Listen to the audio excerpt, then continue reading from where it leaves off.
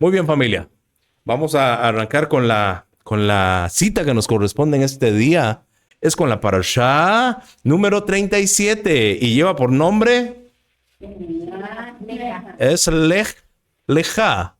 Es Leja. Bueno, también se puede poner como Shel Leja. Pero realmente, como lo deberíamos pronunciar, es Leja. ¿Verdad? Y eso significa envía para ti, o envía tú, o envía por ti, ¿verdad? Envía para ti, vamos a dejarlo. Y esta cita la encontramos en el libro de Bamidbar, conocido en el bajo mundo como Números, ¿verdad? Capítulo 13, verso 1. Y nos lleva hasta el capítulo 15:41. Nos lleva hasta el 15:41. Dice en el 13:1, habló el Eterno a Moshe diciendo, envía, si así lo deseas, a fin de que exploren la tierra de Canaán, que yo doy a los hijos de Israel. Enviarás un hombre de cada una de las tribus de sus padres. Cada uno de ellos debe ser, ¿qué? Príncipe. Debe ser príncipe, jefe. Un jefe de la tribu. Debe ser de los principales de la tribu, de las tribus. Dice entre ellos, principales, jefe entre ellos. Los envió Moshe, dice en el 3, desde el desierto de Parán. Quiero que por favor subrayen eso en sus cuadernos, en lo que tengan. Los envió desde el desierto, ¿de dónde? De Parán, por boca de Hashem. Todos eran hombres distinguidos. También esa palabra, anótela por favor. Dirigentes de los hijos de Israel eran ellos. Déjenme leer los nombres de aquellos hombres. Dice, estos son sus nombres. De la tribu de Rubén, nos encontramos a ¿quién? Shamua, hijo de Sakur. De la tribu de Shimeón es Shafa, hijo de Jori. De la tribu de Jehudá nos encontramos a Caleb, hijo de Jefone. De la tribu de Isahar encontramos a Igal, hijo de Yosef, descendiente de Isaacar. De la tribu de Efraín, Oshea, hijo de Nun. De la tribu de Benjamín, Palti, hijo de Rafú. De la tribu de Zebulón, Gadiel, hijo de Sodi. De la tribu de Joseph, Gadi, hijo de Susi. ¿Este quién es? De la tribu de Manashe. De Manashe. Ajá, de la tribu de Manashe. De la tribu de Dan, Amiel, hijo de Gemalí. De la tribu de Asher, Setur, hijo de Mijael. De la tribu de Naftali realmente, Nachbi, hijo de Bopsi. Y de la tribu de Gad, Geuel, hijo de Magi. ¿Estos son quién? Los 12 príncipes que Moshe escoge para enviarlos a explorar la tierra. A uno de ellos les ha cambiado el nombre. ¿Y a quién se le cambia el nombre? A Oshea. A Oshea, y se le pone el nombre de Yehoshua, ¿verdad? Se cambia el nombre de Oshea. ¿Dónde estaban ellos cuando sucede este evento? Ya sabemos que esta parashá tiene que ver con los 12 espías. Hay dos aspectos más de esta parashá. ¿Cuáles son? El Shabbat y los Zig-Zig. Muy bien. Y los Zig-Zig, los flecos, ¿verdad? Estaban al límite en ese momento. ¿De entrar a dónde? Estaban al límite de entrar a Canaán, exactamente. Estaban cerca. Totalmente. Solamente estaban de subir y poseer la tierra. Yo hice un video en Israel donde explico el texto. Este texto 1:18 de Devarim dice, ordené a ustedes en aquel tiempo. Estamos haciendo un resumen, está haciendo allá en el libro de Devarim, dice, ordené a ustedes en aquel tiempo, Moshe está hablando casi 38 años después. Esta narración de Devarim, estamos hablando de 38 años después de lo de los espías. Entonces Moshe, ¿qué está haciendo? ¿Un qué? Un recordatorio, un recuento de lo que sucedió. Por algo lo está haciendo. Y dice, ordené a ustedes en aquel tiempo todas las cosas que habrán de hacer. Emprendimos la marcha desde Oreb, Sinaí, y anduvimos por todo aquel desierto grande y temible. Grande y temible, ¿por qué? ¿Por qué era grande y temible aquel desierto? Yo creo que yo esto ya se los he explicado en las parashas anterior. Los filisteos y todos los que estaban. No tanto, los filisteos no estaban ahí, sino por el tipo de animales, de los escorpiones, las grandes arañas que encontraban en el desierto y todos aquellos animales venenosos, serpientes y todo eso. Hashem los libra de todo ello. La nube, el fuego que iba delante de ellos, dice que eliminaba aquellos animales, pero se encontraban los cadáveres de los otros animales en el desierto y los cadáveres de los animales venenosos, y les daba gran terror de todos aquellos animales. Esto es a lo que se refiere el grande y temible desierto, ¿verdad? Que vieron por el camino de la montaña del amorreo, como ordenó Hashem, nuestro Elohim, a nosotros, y vinimos hasta Cades Barnea. Entonces Moshe nos está hablando de un punto geográfico, Cades Barnea. Entonces dice el 20, dije a ustedes, han venido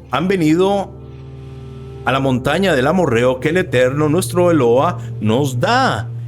Ve, Hashem, tu Elohim, ha puesto la tierra delante de ti, sube y tómala. ¿De qué época está hablando Moshe? 38 años atrás, están en Cades Barnea. Ya les explico qué hay en Cades Barnea. Dice, sube y toma posesión como habló el Eterno, el Elohim de tus padres a ti, no temas ni pierdas valor. Y se acercaron a mí todos ustedes y dijeron, enviemos hombres delante de nosotros que espiden la tierra y nos traigan noticia del camino por el cual habremos de ascender y las ciudades de las que habremos de llegar. Pareció buena la idea ante mis ojos, y tomé de ustedes 12 hombres, un hombre por cada tribu. Se volvieron y ascendieron la montaña y llegaron al valle de Escol y lo espiaron. Tomaron en sus manos el fruto de la tierra y bajaron a nosotros, nos trajeron la noticia y dijeron, buena la tierra que el Eterno nuestro Loa nos da, pero no desearon ascender. ¿Está oyendo? No desearon ascender y se rebelaron contra la palabra del Eterno nuestro Loa. Calumniaron en sus tiendas y dijeron, ¿qué hicieron en sus tiendas? Murmuraron, calumniaron y dijeron, ¿por qué nos aborrece el Eterno? Nos sacó de la tierra de Egipto para entregarnos en manos del amorreo, para que nos destruya. ¿A dónde subiremos? 28. Nuestros hermanos han aterrorizado nuestro corazón diciendo, un pueblo más grande y alto que nosotros, ciudades grandes y fortificadas hasta los cielos, y también los hijos de los gigantes vimos allí. Ciudades fortificadas, ¿hasta dónde? ¿Hasta dónde están las ciudades fortificadas? Hasta el cielo. ¿Hasta cuál cielo? Hasta Muy bien, por ahí vamos. Ok. En ese preciso lugar se da el terrible incidente y el fatídico del informe de los líderes de la nación. Retrocedemos 38 años atrás de lo que estábamos leyendo, y después de que Moshe los envía con instrucciones claras sobre lo que tienen que hacer en la tierra, el informe de 10 de ellos es sumamente grave, y eso ya lo hemos estudiado. El informe de esos 10 hombres líderes provocó que el resto del pueblo perdiera ¿qué? La emuná, muy bien, perdiera la fe, perdiera la fuerza que traía. Eso provocaron ellos con lo que dijeron erradamente, calumniosamente. Pero usted me dice, ¿pero cómo calumniosamente? Si es cierto, ahí estaban los hijos de Aná. Si es cierto, ahí estaban los amorreos, los jebuseos, todos los feos estos. Ahí estaban. No dijeron una mentira de lo que vieron. Pero ¿qué vio Caleb y Yehoshua diferente? Ellos vieron algo diferente allí. Déjeme hablarles sobre estos jefes. La ubicación del orden de las tribus y de los jefes tiene que ver con ¿qué? ¿Cómo se ubican en la descripción que nos da la Torá? se ubican según la importancia en número militar de las tribus. Sí, muy bien, la cantidad, correcto. Los censos, ¿se acuerdan del censo? ¿A quiénes censaban? Los que estaban entre 20 y 50 años, ¿de acuerdo? 60 años para la guerra. Este censo no era de levitas, esto tenía que ver con, Leví no mandó representante en estas, esto tenía que ver con la edad de militar, la edad para poder ir a la batalla. ¿En qué lugar está Caleb de la lista? Caleb está en la tribu de Judá. En la tribu de Judá, pero ¿en qué lugar lo ubica la Torá a Caleb? Vamos a ver, ¿en qué lugar lo ubica? Tercer lugar. Tercer lugar, muy bien. Tercer lugar. Porque Leví no lo menciona. No, muy bien, Leví no. Y Yehoshua bin Nun, el gran Josué, el gran guerrero, está en el quinto lugar. En la tribu de Efraín, exactamente. Entonces, ¿quién nos está diciendo esto? Que por encima de Caleb hay dos guerreros más poderosos que él. ¿De cuáles tribus eran? El mayor, ¿quién era? Militarmente, Rubén. Y el segundo era Shimeón. Shimeón. ¿Usted sabe qué hizo Shimeón con Leví? Con el suegrito que tenía su hermana Dina.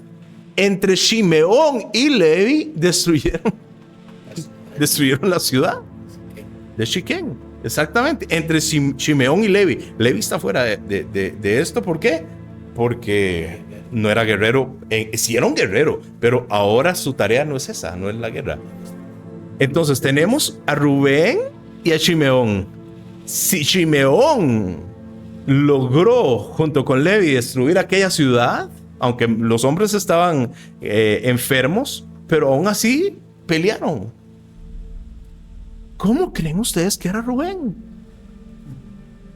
Militarmente hablando. Caleb, el gran guerrero Caleb. Caleb era un guerrero impresionante. Está ubicado en el tercer lugar.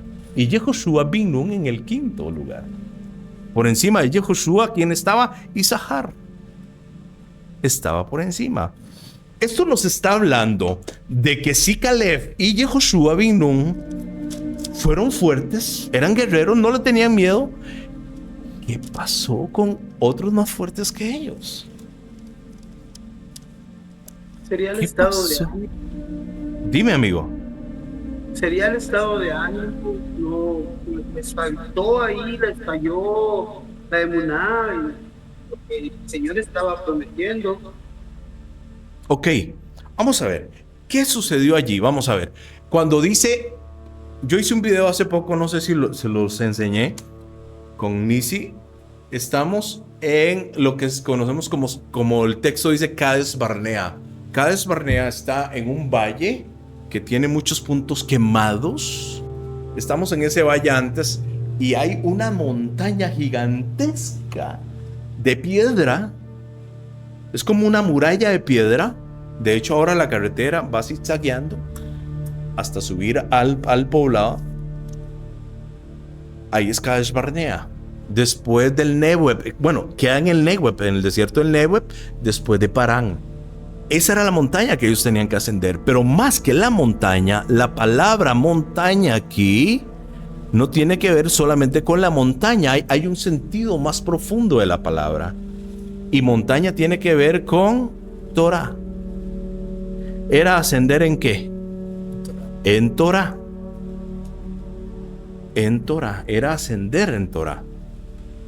A solicitud de los líderes del pueblo, Moshe consulta al Eterno y el Eterno le dice, la tierra es buena, Moshe. Pero Moshe le dice, sí, pero es que me están cuestionando. Esta prueba tenía la posibilidad de que los hicieran incurrir en engaño. Y fue lo que sucedió. Y perdieran la oportunidad de entrar a la tierra. Ahora, ¿estaba realmente Moshe de acuerdo con la idea? No del todo. En el texto de Barín nos dice, y me pareció bien. Aunque él aprobó realmente la idea, realmente la intención nunca fue confirmar lo que el Eterno ya había dicho. Porque Moshe no dudaba ni un instante del Eterno. Entonces, ¿qué quiere decir esto? Quiere decir que Yehoshua y Caleb no dudaban del Eterno. Los otros sí dudaron del Eterno, dudaron de la promesa. Ellos vieron exactamente todo lo mismo, pero no pensaron en los obstáculos, sino pensaron que ya la tierra era de ellos. ¿Cómo la conquistarían? Ese no era el problema de ellos. Moshe dijo, si los envío posiblemente van a perder el interés de ir. Si les digo que sí, no lo perdieron. Todos quisieron ir. ¿Por qué era necesario enviar espías? ¿Acaso la promesa del Eterno no bastaba? Ahora, el enviar a los espías no era el problema. ¿Por qué? Porque era algo normal dentro del rango militar. ¿Dónde más envían espías? ¿Dónde más vemos que se envían espías? 39 años más tarde, Yehoshua bin Nun está enviando espías ¿a dónde? A Jericó. Cruzan el Jardín y van 2 espías que los hospeda y los ayuda. ¿Quién? Raab. ¿Y a dónde más? Ay, También en Ai. También en Ai, correcto. Pero también, si buscamos, pasa algo muy interesante. En Bamidbar 21:32 dice, Moshe envió también espías a Yazer. Y los israelitas capturaron las ciudades vecinas y los expulsaron de allí a los amorreos. Luego los israelitas volvieron en dirección de Basán, pero entonces el rey Og de Basán salió con todo su ejército a enfrentarse a los israelitas en Edrei. También mandó ¿quién? Espías Moshe. Es decir, el problema no era enviar los espías, era una función militar. El problema fue la intención de este pueblo y de los líderes que no estaban elevados en la montaña. Es decir, ese subir la montaña tenía que ver con la altura de la Torá y el conocimiento del Eterno. Parece que todo está bien. Moshe les da una lista detallada. Moshe les dice, vayan por el camino, miren si la tierra es buena, si produce ¿qué? Buenos frutos, si ¿qué más tiene la tierra? Si la ciudad Si es fértil, si es ¿qué más? fértil, tiene ciudades amuralladas. si hay hombres. Si tienen ciudades amuralladas, si hay hombres grandes, pero también les dice, miren si hay árboles, miren si hay árboles frondosos. Lo que Moshe les está diciendo no es, miren si hay árboles que den sombra. Es un desierto por donde van a comenzar a transitar. Créame que no hay árboles frondosos y grandes, hay arbustos, no hay grandes árboles. Tendrían que llegar como a la ribera del río Jardín o algunos lugares así para encontrar un poco de vegetación más grande. Moshe les dice, vayan por los caminos y miren si hay gente que cree lo mismo que nosotros queremos, a pesar de estar allí en medio de los pueblos paganos. Árboles. ¿Los árboles qué son? Bendito el varón que no anda en consejo, que no anduvo en consejo de malvados, sino que en la Torá de Adonai está su delicia, en ella medita de día y de noche. Será plantado como árbol junto a las corrientes de agua, que da su fruto a su tiempo. Entonces estos árboles tenían que ver con los hombres, pero la parashá, inmediatamente, cuando la comenzamos a analizar y ver la parashá anterior, nos damos cuenta que esta parashá está sucediendo inmediatamente después de cuál evento. Lo último que la parashá nos narra, nos habla de Miriam. La enfermedad que Miriam tiene, ¿por qué?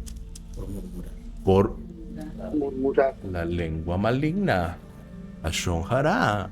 ¿Qué está sucediendo? El gran problema de lo que pasó aquí es que el pueblo no atesoró la reprensión que pasó con ¿quién? Con Miriam. Ahora, ¿qué hicieron? Están haciendo exactamente lo mismo ¿con quién? Con Moshe y con el Eterno. Claro, porque no escuchar la palabra de Moshe respecto a la tierra que el Eterno le había dado y que Moshe conocía. Porque Moshe no solo hablaba por lo que el Eterno le ha dicho, sino por causa, conocimiento de causa. Él había recorrido esa tierra ya.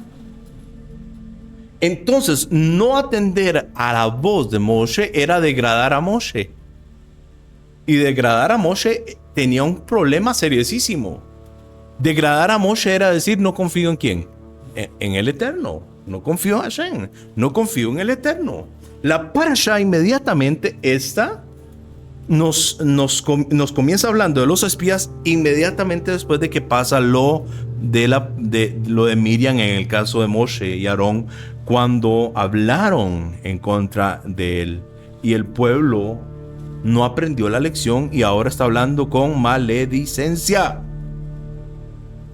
No se frenaron al calumniar la tierra, calumniaron la heredad al decir que la tierra tragaba a sus habitantes. ¿Calumniaron qué?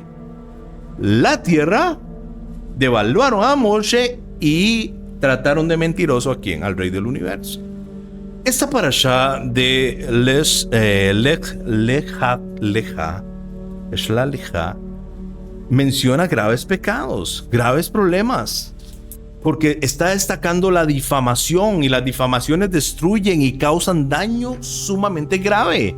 Incluso fueron comparadas las difamaciones con derramar ¿qué? Sangre. Y aquí se narra una gran difamación y las consecuencias provocadas son sumamente serias.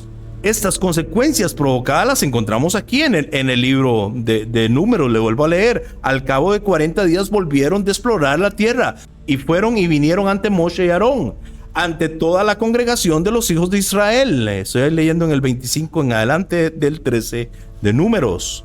De los hijos de Israel al desierto de Parán en Kadesh, y trajeron el informe a ellos, y toda la congregación les mostró el fruto de la tierra y contaron y dijeron: mire qué barbaridad, están trayendo fruto de lo que la tierra produce. Pero inmediatamente dice: vinimos a la tierra a la que nos habéis enviado, y también fluye leche y miel, y esos son sus frutos. Mas el pueblo que habita esta tierra, ¿qué dice ellos que es el pueblo? Fuerte. Poderoso, dice el texto de la Torá. Poderoso. Le dieron el título que le correspondía ¿a quién? Al Eterno.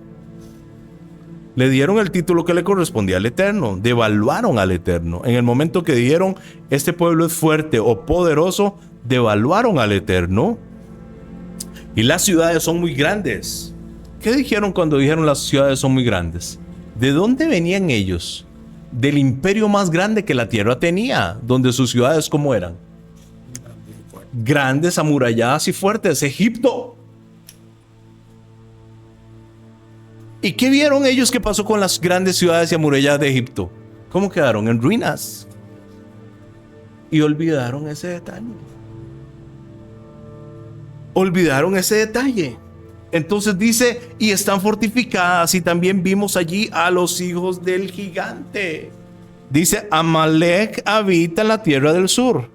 E inmediatamente dice: el Geteo, el Jebuseo, el Amorreo habitan en la montaña. Y el cananeo habita junto al mar y junto al Jardín. Vamos a ver qué está pasando aquí. Y aquí comienza la bronca.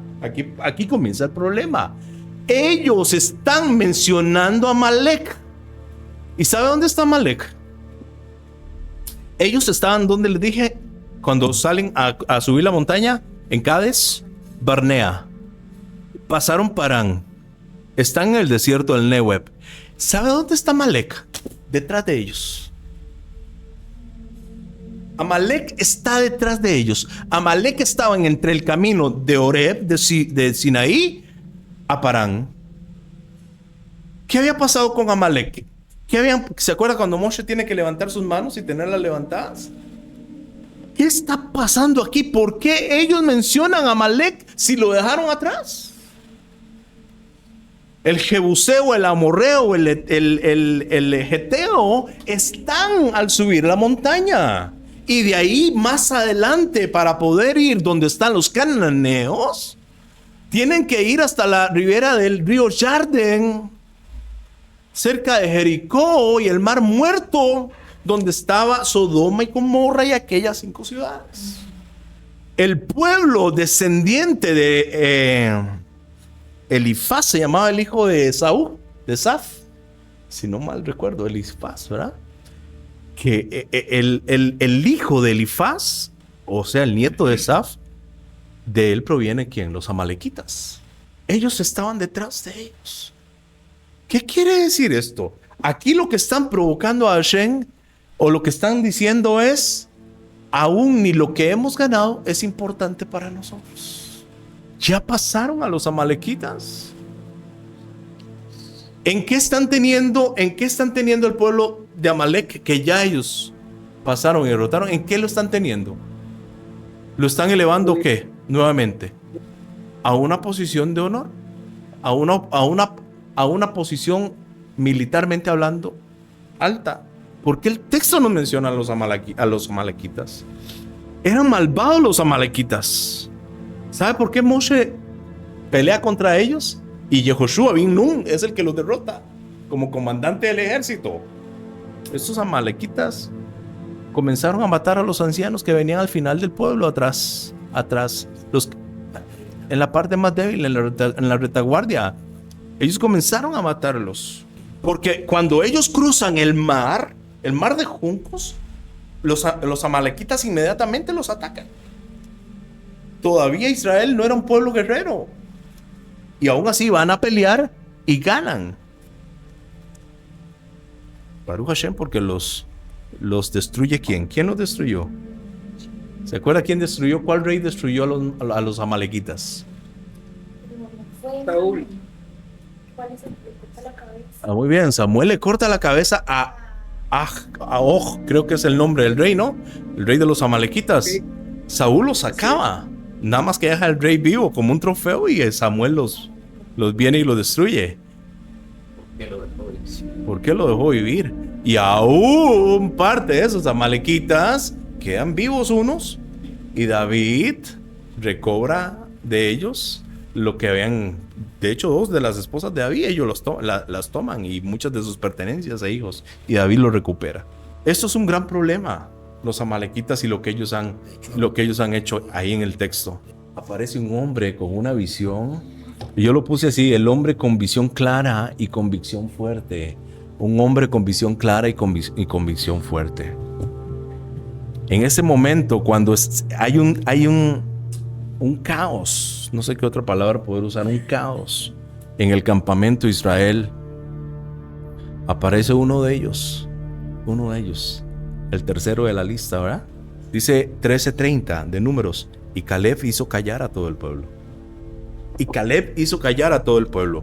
Yehoshua lo intentó, a Yehoshua no lo atendieron. ¿Por qué a Yehoshua no lo atendieron? A Yehoshua no lo atendieron porque era el criado ¿de quién? De Moshe. ¿Y qué quiere decir? ¿Qué está pasando en este momento? Moshe, el pueblo ya no escuchó más a quién. A Moshe no lo escuchó. No escuchó a Aarón. Y por consiguiente no escucharon a quién. A Yehoshua. Entonces, para no escuchar a Moshe, para no escuchar a Aarón y no escuchar a Yehoshua, ¿en qué estado está el pueblo? Es un caos lo que hay. Por eso Moshe termina diciendo 39 años más tarde, dice: en sus tiendas murmuraron. Quiere decir que eso no fue de un momento a otro. Eso se llevó su buen tiempo.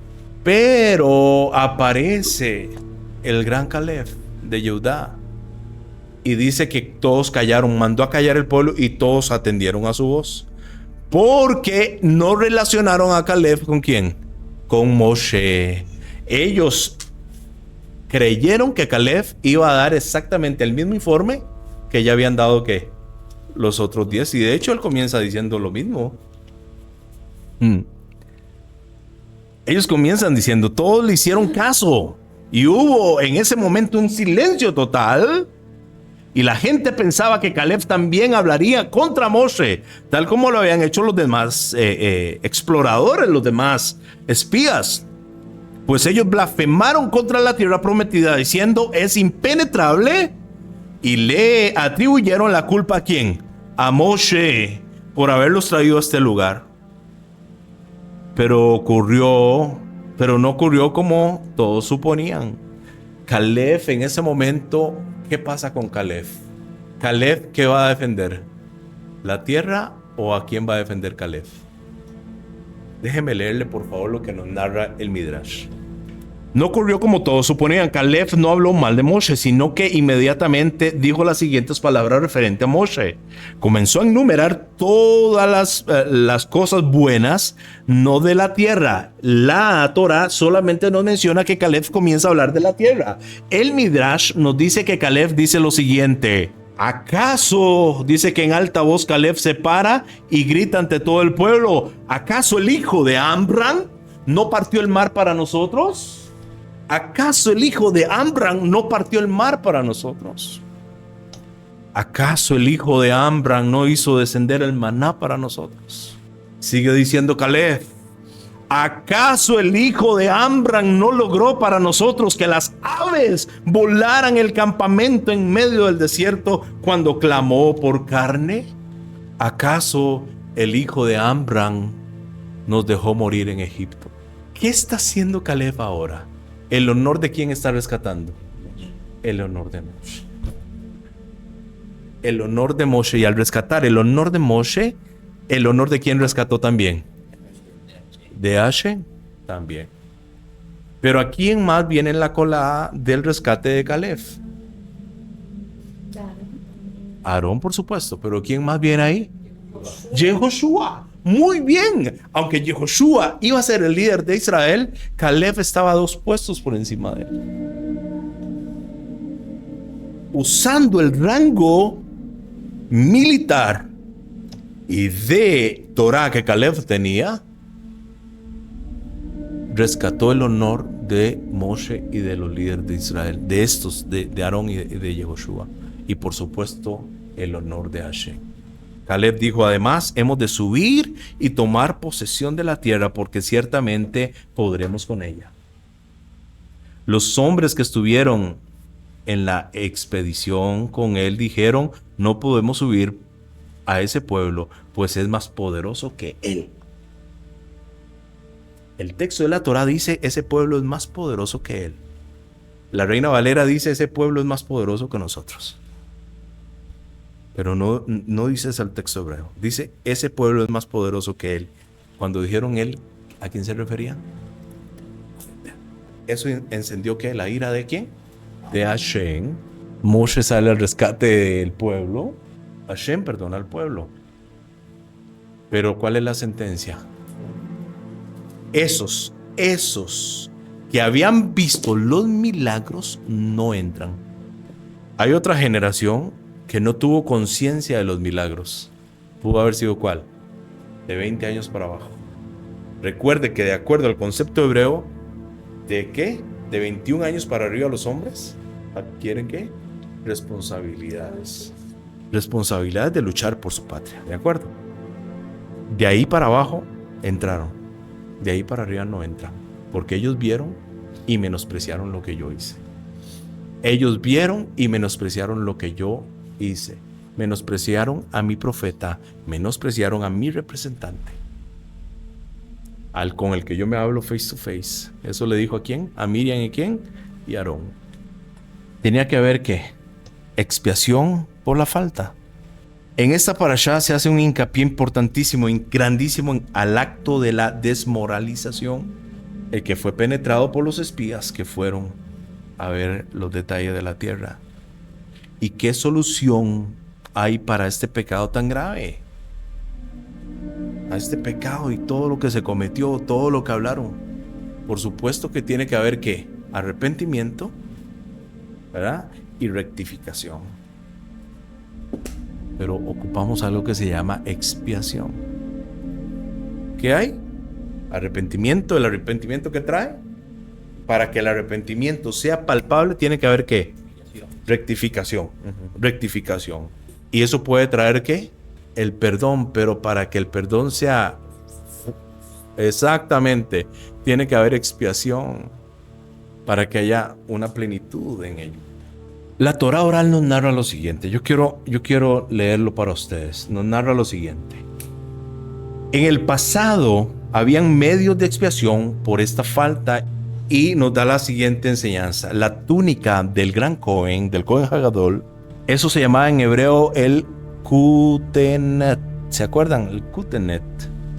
la túnica, y eso expiaba por el derramamiento de sangre. Minasaín en hebreo, los calzoncillos, y el minasaín expiaba por las relaciones prohibidas. El turbante, ¿cómo se llama el turbante? ¿Se acuerdan? La mitra, en hebreo también tiene un nombre que se llama mitznefet, y expiaba por las presunciones. El ceñidor, aunet, es un nombre, expiaba por los pensamientos del corazón. El pectoral del Cohen, Hoshen, expiaba por los juicios. El efod expiaba por la idolatría. Porque la idolatría hacía una separación de ¿quién? Del hombre con Elohim, con el rey del universo. El sitz expiaba por el descaro. Y el altar, según el tratado de Menojot, el altar expiaba por todas las demás faltas. Entonces era una combinación entre ¿quién? Entre el Cohen, con todo lo que él representaba, y ¿qué? Y el altar. Para poder traer ¿qué? Expiación. Expiación. Muy bien. Para poder tener la expiación. Entonces teníamos lo primero, que era ¿qué? El arrepentimiento, la rectificación, y luego había que expiar. Saciar la justicia. Muy bien. Y para eso estaba el Cohen. Ahora les quiero hacer una pregunta. Para que eso pasara, estaba el Cohen y tenía que estar ¿qué? El templo o el Mishkan en el desierto. No tenemos a ninguno de los dos hoy. ¿Cómo logramos alcanzar perdón y expiación por nuestras faltas? ¿Qué recurso? Teshuvá. Pero la teshuvá tiene que ver con la rectificación. Pero ¿cómo? Ajá, no, el arrepentimiento es teshuvá. Es enmendar lo que hacemos y regresar. Pero ¿cómo logramos obtener qué? Expiación. El secreto está en la parsha. Acuérdense que de donde venimos en el cristianismo, el que perdonaba, el que expiaba, el que justificaba, el que hacía todo, ¿quién era? Cristo, ¿verdad? Ese era el que hacía todo. Pero de acuerdo a la Torah, eso no pasa. Eso no sucede. Eso no pasa. Porque según lo que hemos estudiado de David, por ejemplo, y muchos otros más, pecados que ellos cometieron, que nosotros llamamos pecados de muerte, no tenían perdón, no tenían expiación. Ya hemos visto y hemos estudiado que eso no es así. ¿De acuerdo? Eso no es así. De hecho, el Midrash nos está hablando aquí de ¿qué? De pecados de muerte también, que el Cohen lograba resolver junto con el altar. En la Parsha dice lo siguiente: el Eterno habló a Moshe diciendo, envía para ti. Eso es, ¿cómo es el nombre de la Parsha? Leshla Leja. Leshla Leja. Envía para ti. Eso es lo que quiere decir. Cuando tomamos esa frase y comenzamos a sacar el valor numérico de esa frase, dice que tiene una Shin, una Lamet, una Het, una Lamet y una Kaf. Así se escribe la palabra. Es Lach Leja. Cuando yo sumo los valores, que es Shin 300, Lamet 30, una Het 8, la Lamet otra vez 30 y una Kaf 20, y yo sumo esos valores, me da 388. 388. ¿Qué otra palabra se nos asocia, se nos arrima allí? Quiero que por favor hablan conmigo el libro del profeta Ezequiel. Ezequiel capítulo 41, verso 22. La altura del altar de madera era de 3 codos y la longitud de 2 codos, y sus esquinas, su superficie y sus paredes eran de madera. Y me dijo, esta es la mesa que está delante del Eterno. Cuando si estudiamos más atrás, nos damos cuenta que está hablando del altar, pero termina hablando de ¿qué? De la mesa. termina hablando de la mesa.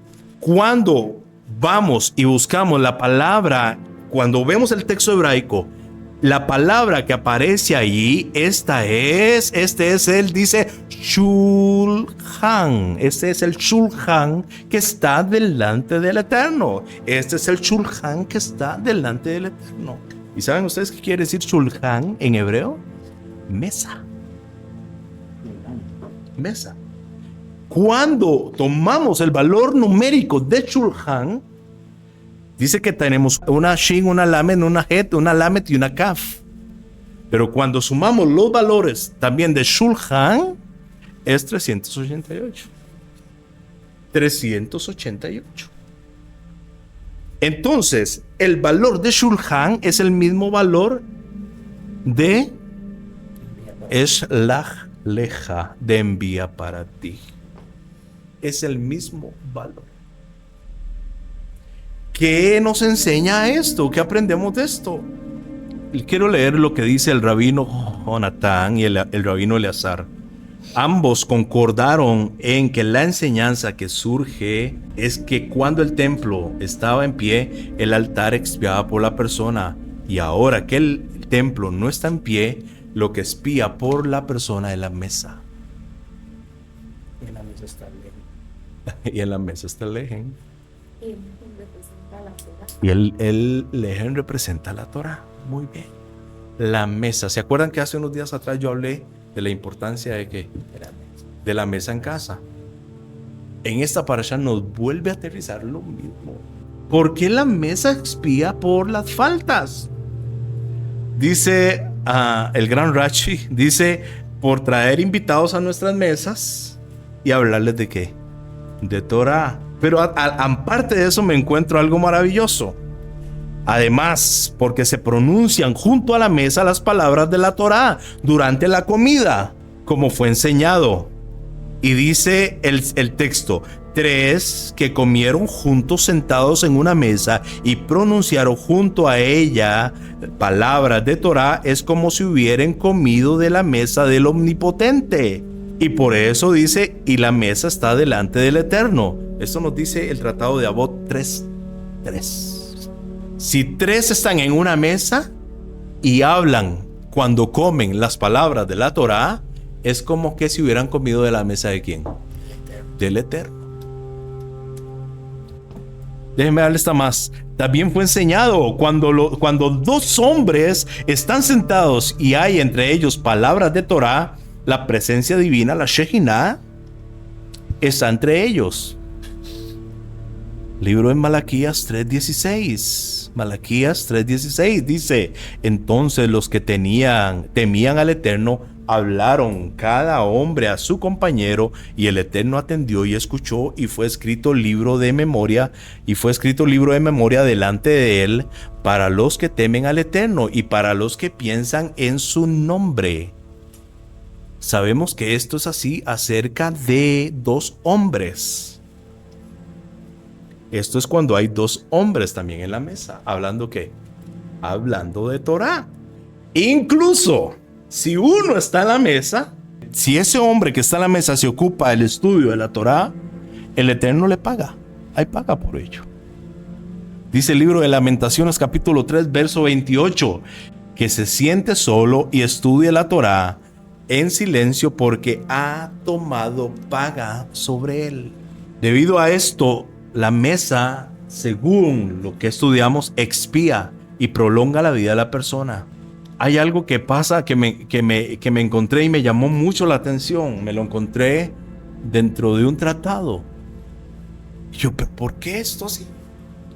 Y dice lo siguiente: cuando estamos en la mesa y vamos a comer y hacemos los ruegos en acción de gracias, tenemos que tapar con una servilleta, con lo que podamos, tapar los cuchillos que están en la mesa. Y yo, ¿por qué? ¿Por qué vamos a tener que tapar los cuchillos que están en la mesa? O los utensilios que usamos para comer. Y yo, ¿pero por qué? Y encontré la razón. Y se basa, ese tratado me llamó la atención, se los quiero compartir. Dice el libro de Deuteronomio capítulo 27:5. y construirás un altar para el eterno tu Elohim, un altar de piedras. No levantarás sobre ellas hierro. No levantarás sobre ellos hierro.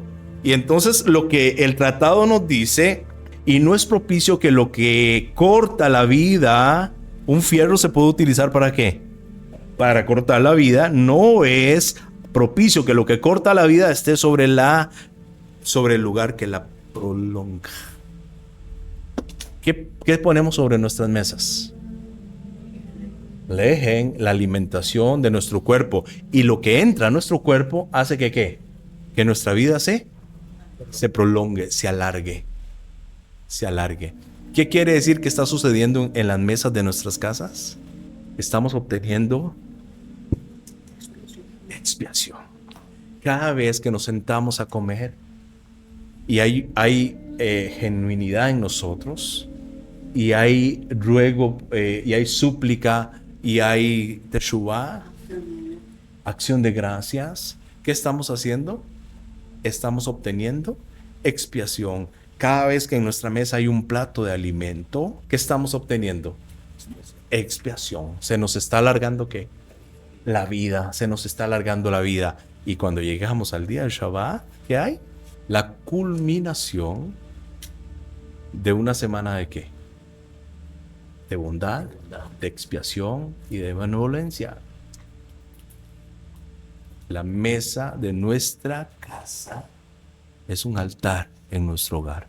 Lo enseñé hace unas parashá atrás también. Y hoy esta parashá nos lleva exactamente al mismo punto. Que nuestras mesas, en nuestras casas sea ese altar de ¿qué? Ese altar donde podamos aprender Torah y donde podamos traer nuestros ruegos por nuestro perdón y súplicas por nuestras agresiones. ¿Verdad? Que eso se convierta las mesas de nuestras casas. Un punto de agradecimiento. Shabbat Shalom, familia. Shabbat Shalom.